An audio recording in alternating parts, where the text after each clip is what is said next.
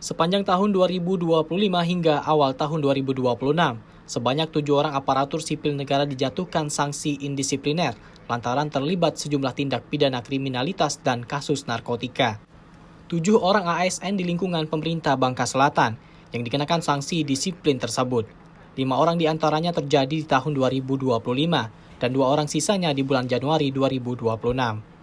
Kepala Bidang Pembinaan dan Informasi Kepegawaian BKPSDMD Kabupaten Bangka Selatan, Lisbeth mengatakan, dari 7 pegawai yang dijatuhi sanksi pada periode tersebut, 1 ASN diberikan sanksi terberat berupa pemberhentian dengan hormat, tidak atas permintaan sendiri.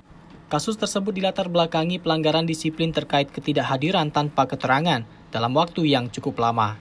Selain itu, di tahun 2025, pemerintah daerah juga mencatat ada 4 orang ASN yang dikenakan sanksi pemberhentian sementara.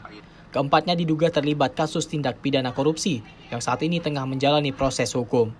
Kemudian di awal tahun 2026, ditemukan 1 kasus indisipliner yang telah disidangkan, namun sanksi tidak berlanjut setelah yang bersangkutan mengundurkan diri sebagai pegawai negeri sipil setelah sidang pertama. Dan juga 2 ASN yang terseret kasus tipikor SP3AT fiktif dan 1 orang P3K terlibat kasus narkoba. Kasus indisipliner itu ada 1 orang yang dia pemberhentian dengan hormat tidak atas perintah sendiri atau PDH-TPS itu ada 1 orang itu sudah dilakukan pemberhentian. Kemudian pemberhentian sementara tahun 2025 itu ada 4 orang.